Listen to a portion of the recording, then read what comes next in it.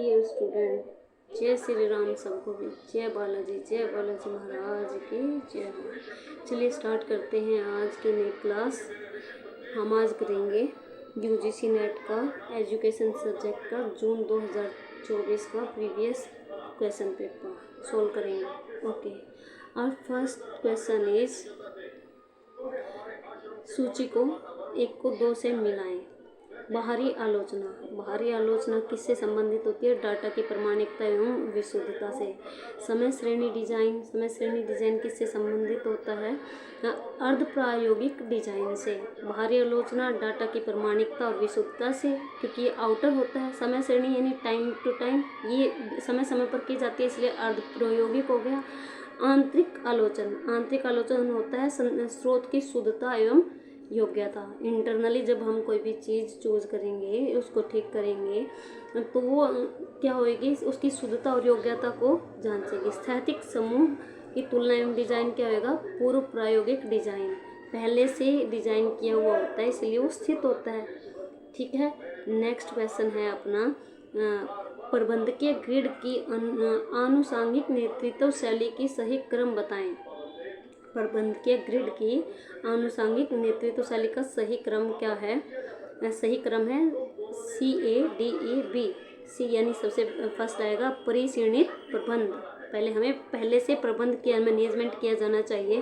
फिर आएगा country club, फिर हम कंट्री में क्लब में कलेक्ट करेंगे। फिर आएगा अपना प्राधिकार अनुपालन, क्या किन किन चीज़ों का हम अनुपालन करते हैं। पहले देखो पर मैनेजमेंट आएगी, फिर उनको कलेक्ट करेंगे कंट्री क्लब में, फिर आएगा प्राधिकार अनुपालन।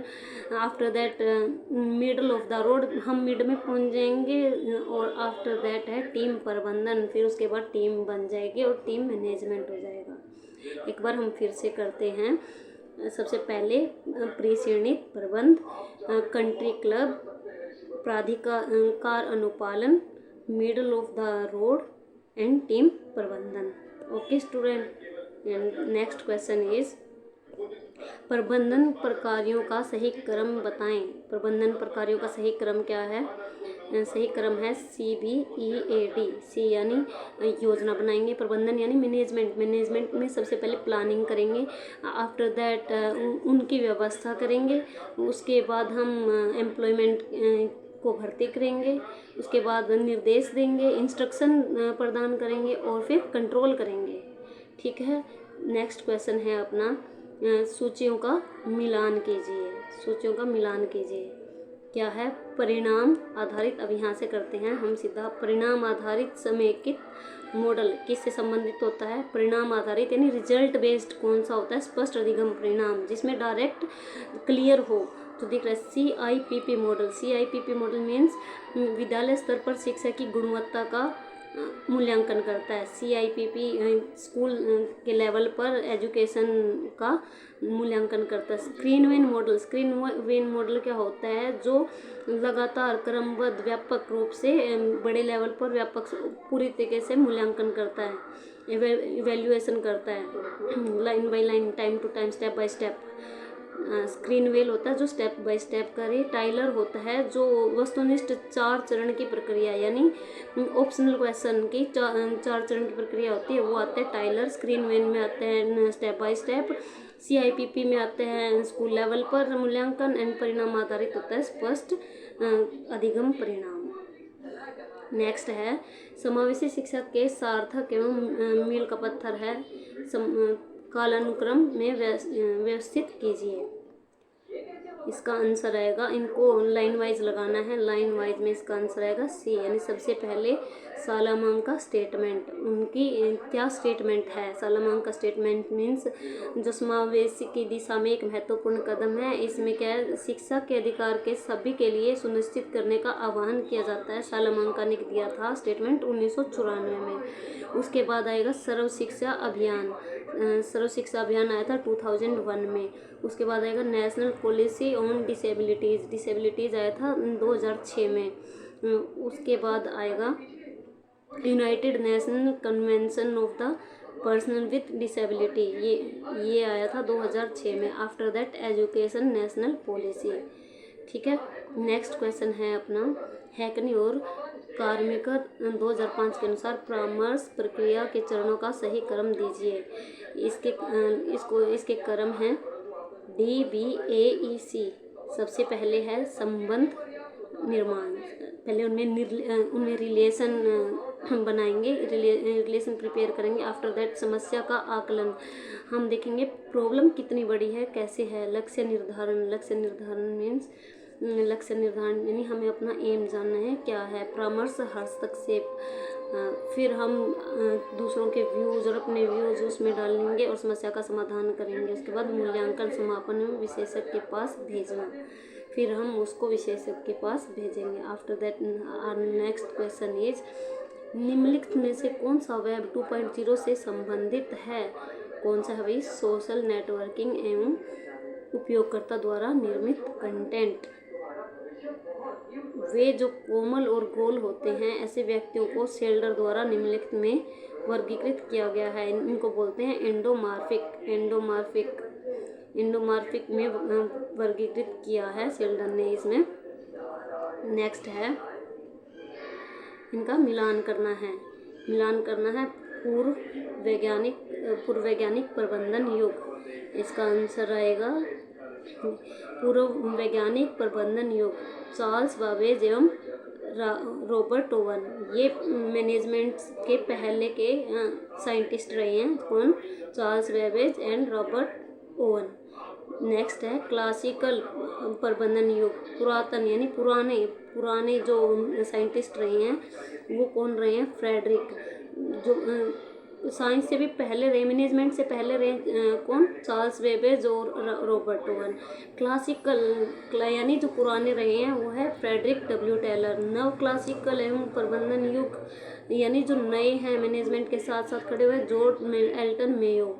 और जो मॉडर्न है, आधुनिक है, अर्नेस्ट डेल। नेक्स्ट है शैक्षणिक नेतृत्व में पोका योग के प्रतिरूप का मुख्य फोकस क्या है? शैक्षणिक जो नेतृत्व लीडरशिप है उसमें पोका योग का मुख्य फोकस क्या रहा है?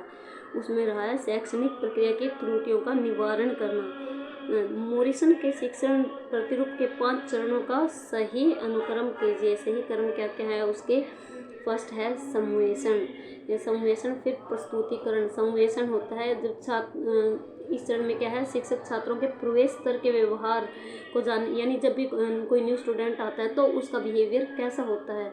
फिर आता है प्रस्तुतिकरण, हम किसी चीज़ को कैसे प्रस्तुत करते हैं, आलोचना के लिए दिया जाता है। जैसे कि ग्रुप डिस्कशन में दिया गया, छात्रों को देखा गया कि वो कैसे किसी चीज़ को प्रस्तुत करते हैं। आत्मसातकरण, जिसमें छात्र किसी भी चीज़ का डीप अध्ययन करता है और जो सामग्री उसके सामने है उसको आंतरिक से संबंधित करने का प्रयास, यानी उसको समझने का, अंडरस्टैंड करने का प्रयास करता है। व्यवस्थापन, छात्र शिक्षक की सहायता से बिना अर्जित ज्ञान को व्यवस्थित तरीके से प्रस्तुत कर सकता है। यानी पहले संवेषण करेंगे जब स्टूडेंट नया आता है, फिर प्रस्तुतिकरण देता है कि उसने कितना समझा। आत्मसातकरण, फिर उन चीज़ों को ग्रहण करने की कोशिश करता है, फिर उनको व्यवस्थित करने की कोशिश करता है। मुख्य आवृत्ति, यह छात्रों द्वारा किसी विषय को मौखिक अभिव्यक्ति से संबंधित है, उनके द्वारा सीखे गए संपूर्ण विषय के वस्तु पर दोबारा चर्चा करते हैं। नेक्स्ट क्वेश्चन है, निम्नलिखित में से कौन सा कथन शून्य परिकल्पना के सही विषय में सही है?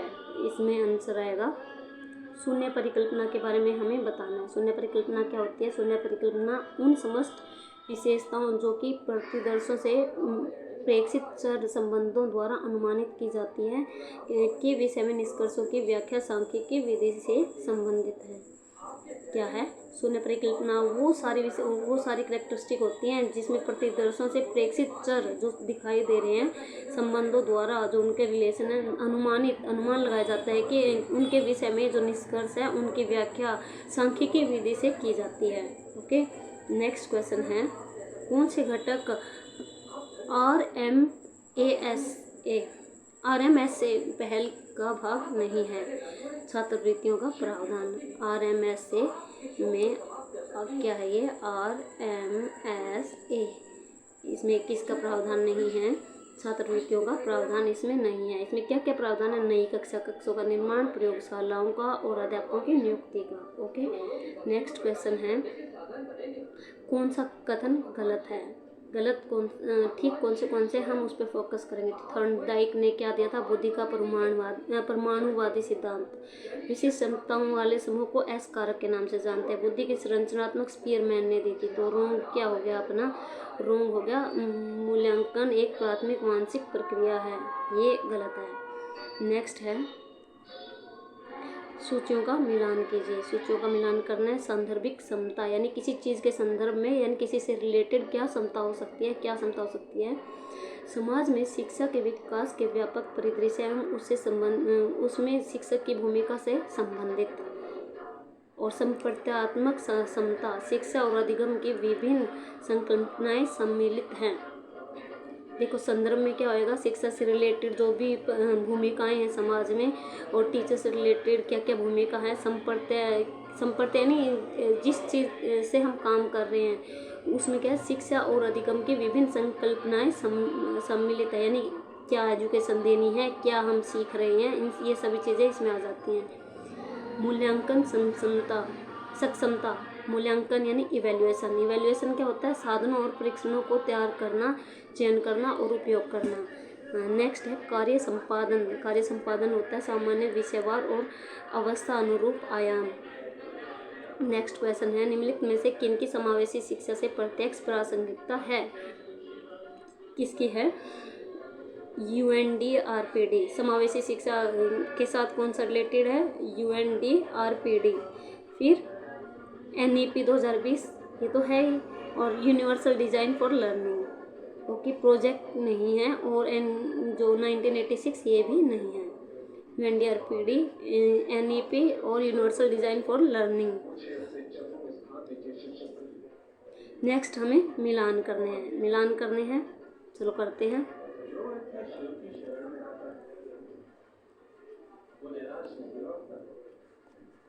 क्या है, अधिगम समता। वेट निम्नलिखित के मिलान कीजिए। अनुमति बोधक शैली क्या होती है, हस्तक्षेप रहित, जिसमें अनुमति बोधक यानी हमने किसी को अलाउ कर दिया तो हम उसमें कोई भी डिस्टर्बेंस नहीं करेंगे। सर्वाधिक वांछनीय और नेतृत्व व्यवहार यानी जो नॉर्मली यूज किया जाता है उसका आंसर आएगा 9.9 प्रबंधकीय शैली, जो कि चलती है ऑलवेज। पुराने नियमों का अंगूठा विधि से प्रतिस्थापन, यह है वैज्ञानिक प्रबंधन यानी एज इट इज पुराने रूल्स के अकॉर्डिंग चलना। नियंत्रण अवधि का सिद्धांत किसने दिया, इयान हैमिल्टन ने। नेक्स्ट क्वेश्चन है, ये भी मिलान करने का है, चलो हम यहाँ से करते हैं इसको। अधिगम क्षमता वाले बच्चे कौन से होते हैं, उपलब्धि क्षमता असंगति होती है इनमें, यानी उपलब्धि क्षमता में उनके असंगति पाई जाती हैं। श्रवण बाधित बच्चे संबंधित वाक समस्याएं हो सकती है उनको, और भौतिक क्षमता वाले बुद्धि लब्धि में डाउन होते हैं। दृष्टिबाधित ब्रेल लिपि का यूज करते हैं। आगे है, निम्नलिखित में से कौन से शिक्षा के समाजशास्त्र के मार्क्सवादी विचारक नहीं हैं, कौन से नहीं हैं। इसका आंसर आएगा एमिल दुर्खिम। इसमें क्या पूछा गया, हमें इस चीज़ पे गौर फरमाना है कि नहीं है पूछा है ना कि है। तो कौन कौन है इसमें, आर्थ्यूसर है, ग्रासमी है जो कि शिक्षा समाजशास्त्र के मार्क्सवादी, आर्थ्यूसर, ग्रासमी और बोल्ड एंड जिटिस। ओके नेक्स्ट क्वेश्चन है, अनोवा के विषय में निम्नलिखित में से कौन सा सही है। अनोवा के विषय में कौन सा सही है, समूहों के मध्य प्रसरण यानी जो ग्रुप्स हैं उनके बीच में प्रसरण करना, वितरणों के परिचयन और त्रुटि को प्रदर्शित करता है। ओके स्टूडेंट, अभी के लिए इतना ही। अभी हम करेंगे